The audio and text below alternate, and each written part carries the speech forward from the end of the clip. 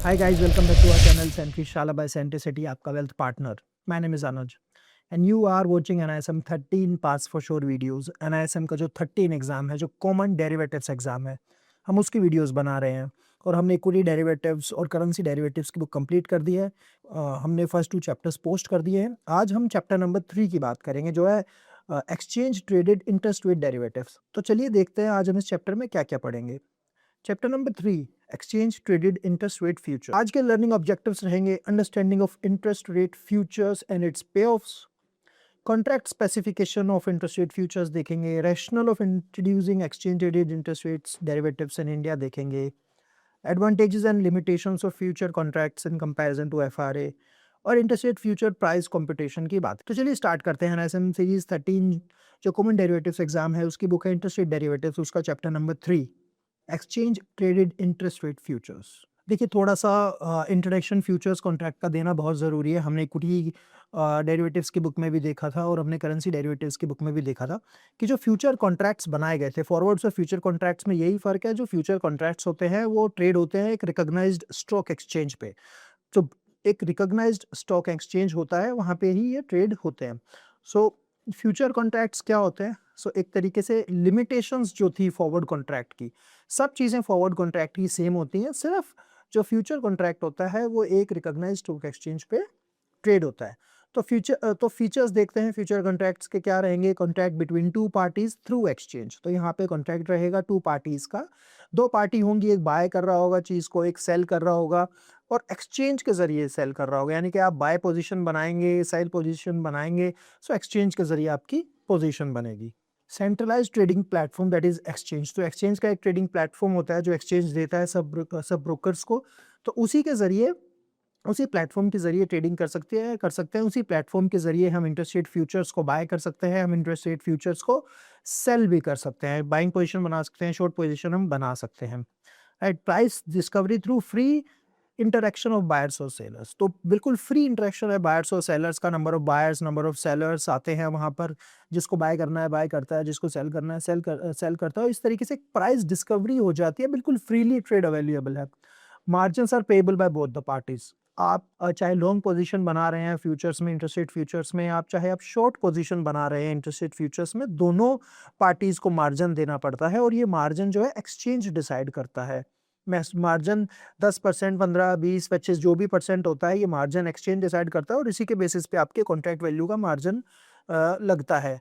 और in the times of volatile market, जब market बहुत ज़्यादा वोलाटाइल होती है तो ये मार्जिन बढ़ भी सकता है. तो एक्सचेंज क्या करता है, मार्जिन रिक्वायरमेंट्स को बढ़ा देता है व्हेन इट कम, जब मार्केट्स बहुत वोलाटाइल होती है. Right. Expiry date decided today.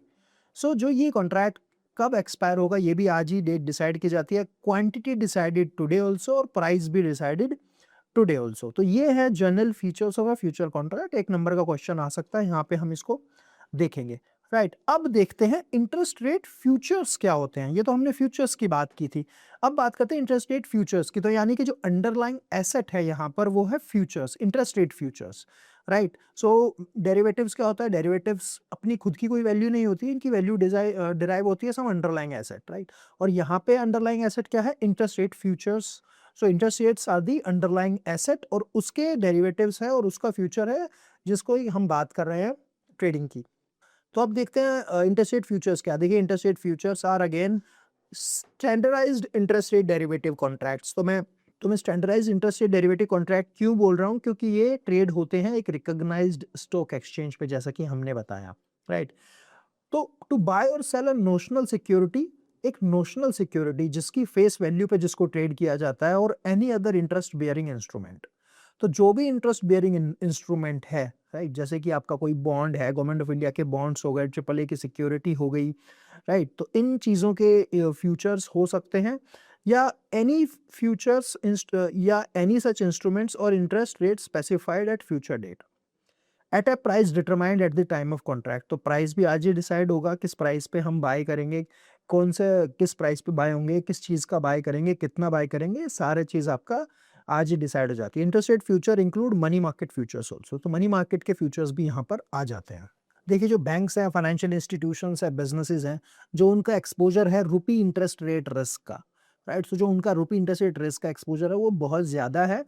जब जिससे हम बात करते हैं, जब हम बात करते हैं करेंसी रिस्क की या इक्विटी रिस्क की, राइट। तो जो भी बैंक हैं उनका रुपी इंटरेस्ट रेट रिस्क बहुत ज़्यादा है, तो अकॉर्डिंगली हम ये एक्सपेक्ट कर सकते हैं कि जो इंटरेस्ट रेट की डेरिवेटिव्स मार्केट है वो कहीं ज़्यादा है। हमने चैप्टर नंबर 2 में भी बात की थी करेंसी से और इक्विटी डेरिवेटिव्स मार्केट से। सो इंटरेस्ट रेट्स की मार्केट की जो ट्रेडिंग है, जो वहाँ पे जो मार्केट है, जो वहाँ पे बाइंग सेलिंग होती है वो कहीं ज़्यादा है फॉर करेंसी से और आपका इक्विटी डेरिवेटिव से। चलिए समझते हैं इंटरेस्ट रेट फ्यूचर मार्केट की टर्मिनोलॉजीज को। अंडरलाइंग एसेट, सो जो इंटरेस्ट रेट फ्यूचर एक डेरिवेटिव्स है और जो इसकी value is derived from any underlying asset, जैसे कि मैं आपको बार बार बता रहा हूँ। तो और in case of underlying asset क्या है? In this case the underlying can be interest rate. So जो हम किस चीज़ का फ्यूचर खरीद रहे हैं, इंटरेस्ट रेट्स का हम फ्यूचर बाय करने की कोशिश कर रहे हैं कि अगर हमें लग रहा है कि गोइंग फॉरवर्ड आगे जाके इंटरेस्ट रेट्स मार्केट में बढ़ सकते हैं, तो हम उसका आज ही फ्यूचर बाय कर सकते हैं, हमें प्रॉफिट हो जाएगा।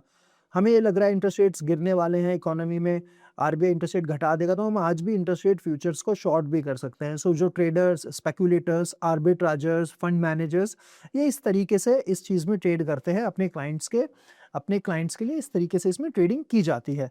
और जो मैं बात बता रहा हूँ underlying asset can be interest rate, तो यहाँ बड़े ध्यान से समझने वाली बात ये है कि जो अंडरलाइंग एसेट है आईआरएफ में, यानी कि जो इंटरेस्ट रेट फ्यूचर है, is a derivative contract whose value is being derived from an interest rate. So underlying यहाँ पे क्या है? Interest rate. अब किस चीज का इंटरेस्ट रेट होगा ये भी हम देख सकते हैं। फॉर एग्जांपल ओवरनाइट या माइबोर और एनी इंटरेस्ट बियरिंग इंस्ट्रूमेंट। अब कौन कौन से होते हैं इंटरेस्ट बियरिंग इंस्ट्रूमेंट्स? जैसे कि गवर्नमेंट सिक्योरिटी होगी, जैसे मैंने आपको बताया, और index of interest bearing instrument हो गया, या जो भी इंटरेस्ट बियरिंग इंस्ट्रूमेंट्स हैं उसका इंडेक्स, राइट। जैसे कि आपका गवर्नमेंट ऑफ सिक्योरिटी जीसेक का इंडेक्स है, कॉर्पोरेट बॉन्ड इंडेक्स है, या कोई भी नेशनल सिक्योरिटी 10 ईयर का नेशनल गवर्नमेंट सिक्योरिटीज का इंडेक्स है। तो उसमें इंडेक्स का जो इंटरेस्ट रेट्स है उस डायरेक्ट उनके फ्यूचर भी हो सकते हैं। इंटरेस्ट रेट्स का जो इंडेक्स है उसका भी फ्यूचर हो सकता है, चाहे वो गवर्नमेंट सिक्योरिटी है या आपका इंडेक्स है, कॉर्पोरेट बॉन्ड का इंडेक्स है, 8 to 13 ईयर्स की मैच्योरिटी है, या 10 ईयर्स का नेशनल गवर्नमेंट सिक्योरिटीज की मैच्योरिटी है। So this is the underlying asset when it comes to interest rate futures. Spot price की बात करेंगे, स्पॉट प्राइस और रेट की। देखिए द प्राइस और इंटरेस्ट रेट, या मैं बात करूं at which the underlying asset trades in the spot market. तो स्पॉट प्राइस क्या हो गया? जिस प्राइस पे एक अंडरलाइंग एसेट ट्रेड कर रहा है स्पॉट मार्केट में। जैसे कि इंटरेस्ट रेट्स 6% पे ट्रेड कर रहा है, तो मैं 6% मेरा स्पॉट प्राइस हो गया वहां पर। Future price, the future price क्या हो गया? The current price rate of a specified futures contract. तो जो फ्यूचर कॉन्ट्रैक्ट है उस पर्टिकुलर सिक्योरिटी का, उस पर्टिकुलर इंटरेस्ट बियरिंग सिक्योरिटी का, उसका जो करंट प्राइस है that is called the future price, right. Contract cycle, अब कॉन्ट्रैक्ट साइकिल कौन सी हो सकती है यहाँ पर, ये समझने वाली बात है।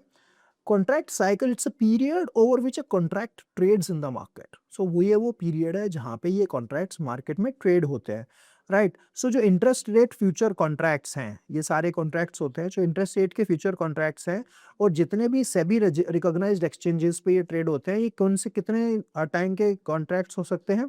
तो ये मंथली हो सकते हैं, क्वार्टरली हो सकते हैं, और इन सम केसेस वीकली भी हो सकते हैं। तो आप देखोगे वीकली कॉन्ट्रैक्ट्स भी अभी ट्रेड हो सकता है इंटरेस्ट रेट फ्यूचर्स में, आप देखोगे क्वार्टरली भी इसमें ट्रेड हो सकता है, और आप देखोगे मंथली कॉन्ट्रैक्ट्स भी अवेलेबल है ट्रेड करने के लिए, right. Expiry date also called the last trading day of contract. So क्या होता है, इस दिन उस कॉन्ट्रैक्ट में, उस पर्टिकुलर कॉन्ट्रैक्ट में ट्रेडेड जो ट्रेडिंग है वो सीज कर दी जाती है, बंद हो जाती है, राइट। सो जितने भी different kind of exchange traded interest rate futures है, हम सब की एक ना एक एक्सपायरी डेट है। इस दिन वो एक्सपायरी डेट बंद हो जाती है जिसमें ट्रेडिंग बंद हो जाती है। और for example for single bond government security future, expiry date क्या होगी इसकी? Last Thursday of the month होगी। So in the case the last Thursday is a trading holiday, तो फिर वो आपका जो आपका प्रीवियस ट्रेडिंग डे रहेगा वो आपका लास्ट ट्रेडिंग डे बन जाएगा। जो अब बात करते हैं टिक साइज की, कि जो मिनिमम प्राइस मूवमेंट अलाउड है, मिनिमम मूवमेंट अलाउड है जो रेट की कोटेशंस में या प्राइस में, वो कितनी है, राइट। बॉन्ड मार्केट में चलिए समझते हैं कितनी है। तो यहाँ पे ये क्वेश्चन आएगा, और 110% ये क्वेश्चन आता है, बार बार रिपीटेडली ये क्वेश्चन आता है कि what is the tick size in the interest rate futures. So tick size for an example, tick size for single bond future है 0.0025 रुपीज, मीन्स 0.0025 के ऊपर ही उसमें ट्रेड होगा। The price entered by the buyer and seller can be 99.9975 या 100.0000 या 100.0025। तो जो price change होगा वो इन मल्टीपल्स ऑफ 0.0025 होगा, ये हमको समझना है। Contract value, to arrive at the contract value, देखो हमें कॉन्ट्रैक्ट वैल्यू पे जाने के लिए we have to multiply the price, जो प्राइस है और जितना हमने लॉट साइज लिया है उसको हमें मल्टीप्लाई करना पड़ेगा, या कॉन्ट्रैक्ट साइज है। तो कॉन्ट्रैक्ट साइज और लॉट साइज क्या होता है, जितने का कॉन्ट्रैक्ट है। For an example interest rates के 50 इंटरेस्ट रेट्स के उसमें शेयर्स हैं, राइट। तो 50 का एक लॉट साइज उन्होंने बना दिया है, तो वो lot size multiply by price, वो आपका कॉन्ट्रैक्ट वैल्यू हो जाएगी।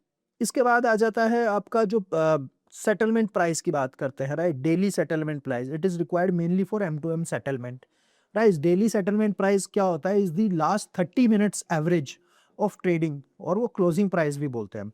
फाइनल सेटलमेंट प्राइस क्या होता है, all open positions on the last trading day of interest rate future contract, उनको माना जाएगा फाइनल सेटलमेंट प्राइस पे मार्क किया जाएगा, और final settlement price mainly derive from the underlying market होता है वो। तो फाइनल सेटलमेंट डे पे जो फाइनल प्राइस रहेगा that is called the final settlement price, और इसी पे आपकी फाइनल सेटलमेंट होगी। तो फाइनल सेटलमेंट कैसे होगी, can be cash settled or physical settled. तो क्वेश्चन आएगा, याद रखना, final settlement in interest rate futures is cash settled or physically settled. In case of cash settlement only the profit and loss जो होगा shall be paid and received from the participant। तो cash में क्या होगा, जितना ही profit आ रहा होगा, cell या लॉस आ रहा होगा आपको उसको पर्टिकुलर कॉन्ट्रैक्ट में, वो आपको पेड कर दिया जाएगा या आपसे ले लिया जाएगा। और in case of physical settlement क्या होगा, पार्टिसिपेंट्स को क्या करना पड़ेगा, हैव टू फिजिकली गिव और take the delivery of the bonds. अब बात करते हैं पोजीशंस इन डेरिवेटिव्स मार्केट में।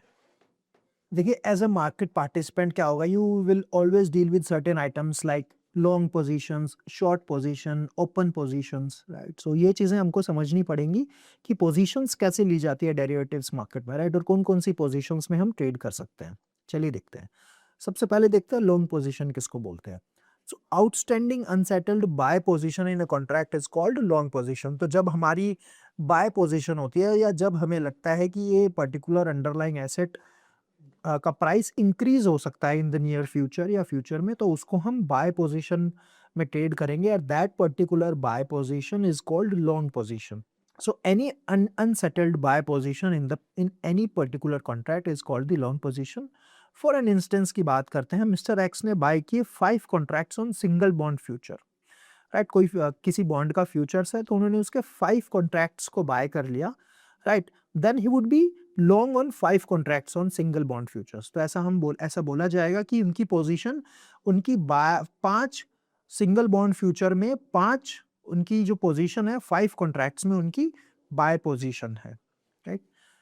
If mister Y buy 4 contracts on paper futures, अगर वो पेपर खरीदते हैं, सो एक कमोडिटी है, कमोडिटी का एग्जांपल दिया गया, if mister Y buys 4 contracts of paper futures, then he would be long on 4 contracts of paper. तो इस तरीके से लॉन्ग पोजीशन बनती है। इसका बिल्कुल उल्टा कर दे तो शॉर्ट पोजीशन बनती है। अनसेटल्ड और outstanding sell position in any contract is called the short position. तो जब मुझे लग रहा है कि वो एक पर्टिकुलर इंटरेस्ट रेट नीचे जा सकता, या इस पर्टिकुलर के जो बॉन्ड के फ्यूचर्स हैं वो नीचे जा सकता है बॉन्ड प्राइस, तो मैं उस बॉन्ड के इंटरेस्ट रेट फ्यूचर्स को सेल भी कर सकता हूँ, या उस पर्टिकुलर इंडेक्स को सेल कर सकता हूँ। So any outstanding unsettled sell position in a contract is called the short position. For example, अगर मिस्टर एक्स सेल करते हैं 5 contracts on single bond futures, so उनकी 5 कॉन्ट्रैक्ट में माना जाएगा शॉर्ट पोजीशन है, राइट। और ऐसे ही अगर वो 4 कॉन्ट्रैक्ट सेल करते हैं पेपर के, माना जाएगा कि उनकी ही शॉर्ट है 4 कॉन्ट्रैक्ट्स ऑन पेपर पे।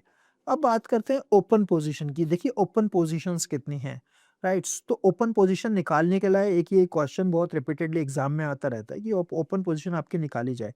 सो any outstanding unsettled position either और लॉन्ग साइड और बाय और sell side in various derivatives market is called the open position. ध्यान से समझने वाली बात है, अनसेटल्ड ईदर लॉन्ग में हो या बाय में हो open position. For an example, मेरी 3 तो लॉन्ग में भी हैं और 3 बाय में पड़ी हुई हैं। फॉर एग्जांपल, मेरी 3 पोजीशन लॉन्ग में है और 3 पोजीशन शॉर्ट में है, तो मेरी कितनी पोजीशन हो गई, आई हैव 6। तो मेरे 3 कॉन्ट्रैक्ट्स बाय में हो गए और 3 कॉन्ट्रैक्ट्स मेरे सेल में हो गए। चलिए एक एग्जांपल के जरिए इसको हम समझते हैं।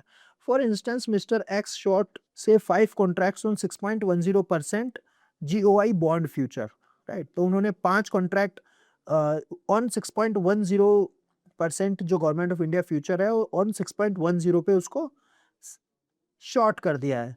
एंड लॉन्ग्स से 3 contracts on 91 day T bill futures, ठीक है, और 3 कॉन्ट्रैक्ट्स उन्होंने 91 डेज टी बिल फ्यूचर्स के बाय कर लिए हैं। He is set to be having open position which is equal to short on 5 contract on जो गवर्नमेंट ऑफ इंडिया के जो 6.1% पे और 5 पे शॉर्ट है और लॉन्ग है 3 पे, राइट। तो इनकी ओपन पोजीशन कितनी हो गई? 5 तो कॉन्ट्रैक्ट जो उन्होंने शॉर्ट किए हैं गवर्नमेंट ऑफ इंडिया के 6.10% के बॉन्ड पे शॉर्ट किए हैं 5 पोजीशन, और लॉन्ग पोजीशन जो 3 कॉन्ट्रैक्ट्स उन्होंने 91 डे टेबल पे किए हैं, राइट। सो दीज आर, ये इनकी ओपन पोजीशंस वहां पर हो गई हैं, राइट। ओपनिंग ए पोजीशन क्या होता है? जब भी हम किसी में भी बाय करते हैं, सेल करते हैं किसी भी डेरिवेटिव कॉन्ट्रैक्ट में, that is called the open position and short position.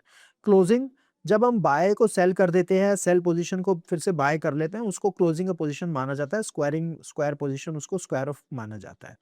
अब समझते हैं पे ऑफ चार्ट्स, थोड़ा देखते हैं कि पे ऑफ किस तरीके से बनेगा फ्यूचर कॉन्ट्रैक्ट्स का, राइट।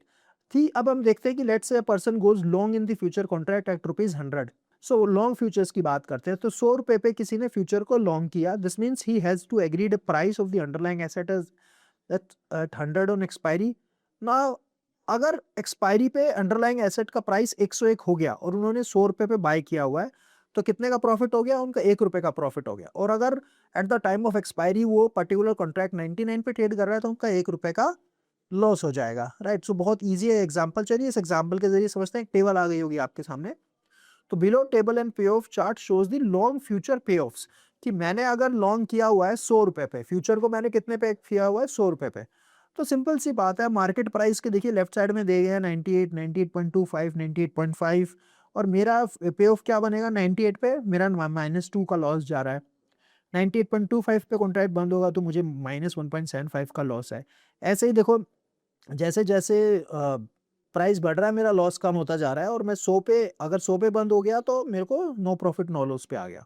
लेकिन 100 पे मैंने चीज़ लॉन्ग की हुई है और 100 के ऊपर जैसे ही 25 पैसे का रेट गया, देखिए मेरा प्रॉफिट आना शुरू हो गया। तो 102 पे मेरे पूरे ₹2 प्रॉफिट वहाँ पर हो रहा है। लॉन्ग फ्यूचर का पे ऑफ ये देखिए, ये इस ग्राफ में भी आ गया है। ऐसे ही इसका उल्टा आप शॉर्ट फ्यूचर कर दीजिए। तो अगर मैंने 100 रुपए पे कोई चीज़ शॉर्ट की हुई है, तो मुझे मार्केट प्राइस एट एक्सपायरी पे 98 है, तो मेरे को 2 रुपए का प्रॉफिट हो रहा है। 98.25 है तो मुझे 1.75 का प्रॉफिट हो रहा है। ऐसे ही वो चीज़ नहीं 100 पे क्लोज हो गई है तो मुझे कुछ नहीं आ रहा है। हाँ, 100 के ऊपर निकलते ही मेरा उसमें लॉस शुरू हो जाएगा, क्योंकि मैंने 100 पे शॉर्ट किया हुआ है। मेरा जितना नीचे जाएगा उतना फायदा है मेरा।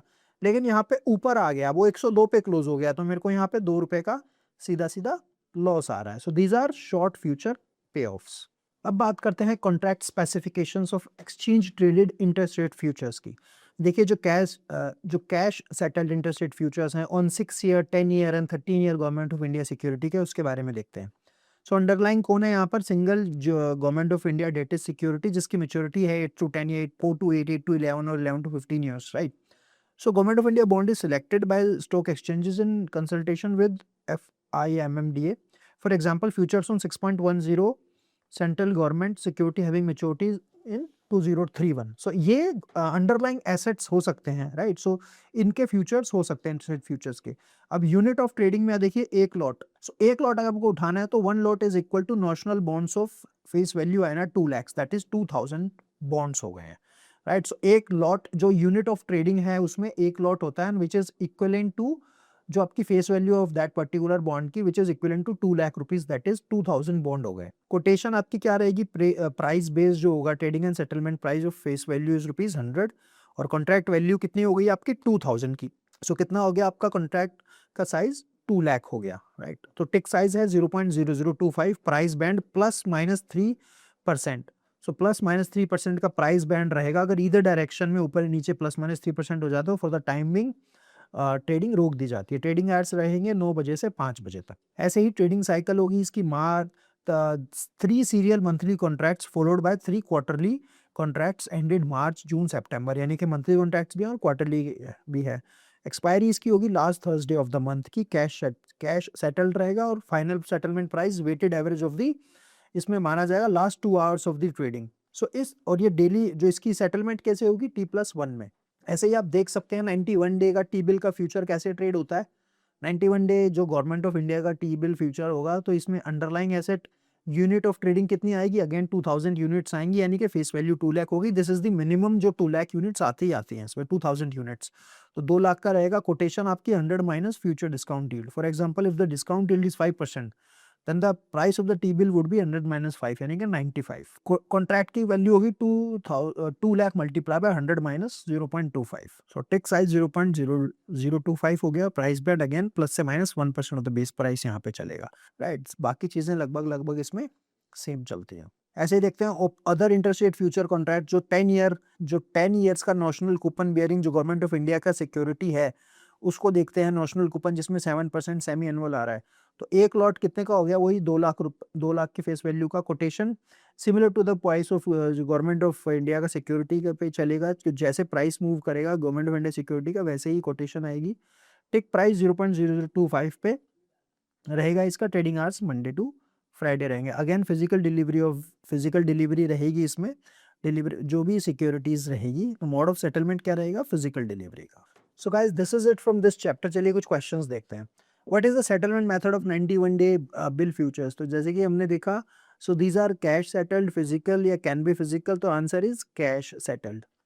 विच of the following is the last trading day for cash settled 10 year bond futures. तो ये हमें पता है कि जो लास्ट थर्सडे ऑफ कॉन्ट्रैक्ट जो मंथ होता है कॉन्ट्रैक्ट का, वहाँ पे ये लास्ट ट्रेडिंग डे होता है।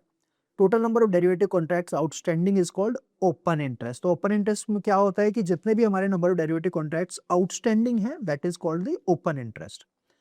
Person goes short on a future contract at ₹100 and on expiry underlying price ₹101। सो वो प्रॉफिट करेगा 1 रुपए का, लॉस करेगा 1 रुपए का, या कुछ नहीं करेगा। सो अगर 100 रुपए में मैंने लिया है वो अंडरलाइंग एसेट को, फ्यूचर को, और 101 पे वो क्लोज हो गया, means he is making short किया मैंने 100 में, और तो it means he is making loss of ₹1, क्योंकि प्राइस 101 रुपए है एक्सपायरी पे। If a participant buys 10 lot of single bond future as 99, then the contract value is, so 2 lakh रुपए का मिनिमम कॉन्ट्रैक्ट वैल्यू होता है। So 2 lakh multiply by 99, it means, so ये if a participant buys 10 lot of single bond at ₹99, तो contract value कितनी होगी, तो एक बॉन्ड में कितने आते हैं 2000। 2000 जो आपका 2000 का एक बॉन्ड होता है, तो यहाँ पे 10 लॉट लिए हैं उसने। सो 2000 मल्टीप्लाई बाय 10, 20,000, और 20,000 को हम 99 से मल्टीप्लाई कर देंगे, यानी कि जो 90,80,000 is the correct answer. So guys this is it from this chapter. I hope आपको वीडियो अच्छी लगी होगी, और सेम क्वेश्चंस एग्जाम में आएंगे, ज़्यादा डिफिकल्टी एग्जाम में नहीं रहेगी। अगर आपने इतना भी पढ़ा है तो आप एग्जाम क्लियर कर पाएंगे। सो वीडियो अच्छी लगी तो प्लीज़ चैनल को लाइक करें और हमारी वीडियो को शेयर ज़रूर करें। Thank you so much.